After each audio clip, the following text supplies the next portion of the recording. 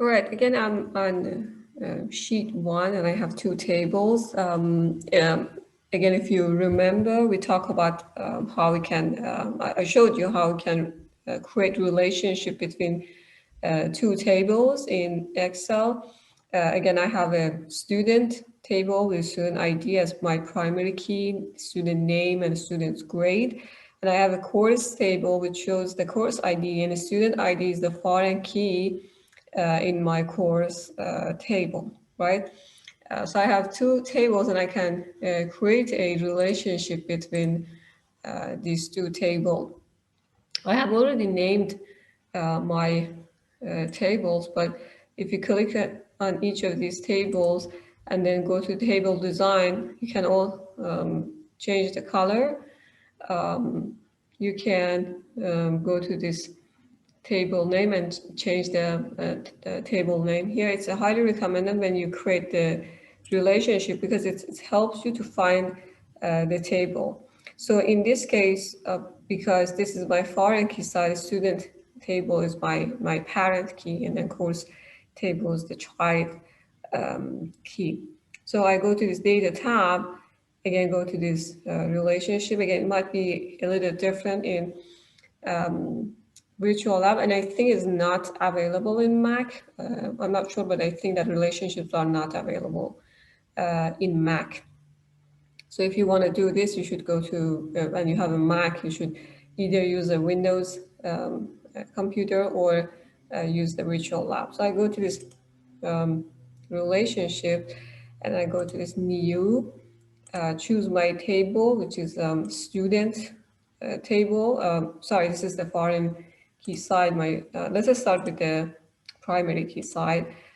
So I choose my student table and then student ID, and you see it shows all the fields. Student ID is the primary key, and foreign key side is course table, and my foreign key is again student ID, right? So I create a relationship between these two. You can delete it, you can edit it, but I just want to leave it as is. And then after that, I can go to this green icon, which is my data model.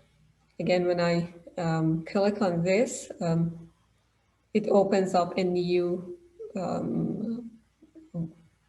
worksheet environment where I can see my tables. I already added that instructional table. So I have student and I have course tables in this each of these sheets. Because I already had an instructor table and I added that, it's now showing that table as well. But these are my new tables that I just added to this data model. I can go to this the diagram view, and it shows me the relationship that I have created. This is a one-to-many relationship, right? So from student ID to course ID. Yeah, let me show you one more thing. When you create this data model, Excel knows that these two tables now are related. And if you go to insert and then go to this pivot table, I'm not using recommended pivot table. I can use this option as well. And then Excel is asking me which table to select, right? But you see that I have another option. It says that use this workbooks data model. It's referring to this to the relationship, to this relational database that I have. Now Excel knows that I have a data model here, and I choose this one, and I go to a new worksheet because I don't have enough space here. I ask Excel to show my pivot table in a new worksheet, and I say okay.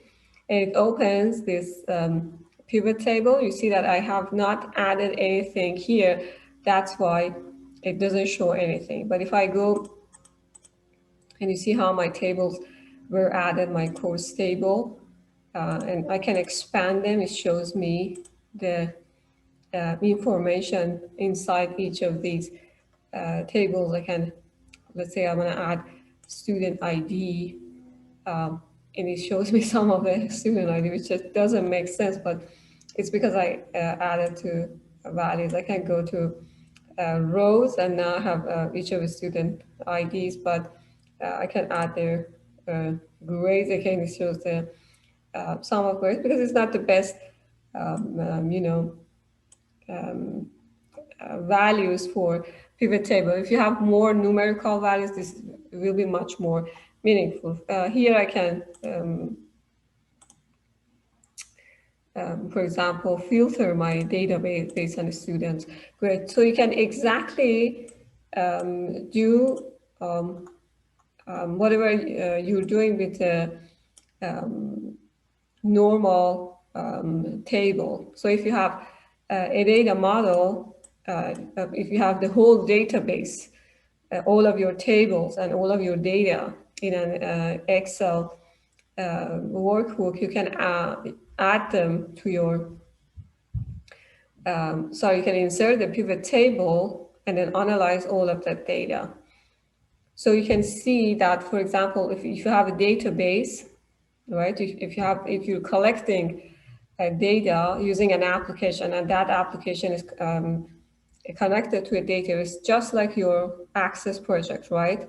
So you collect data during the time, and then you can add that data model to Excel or a pivot table, and then do analysis on that data, right?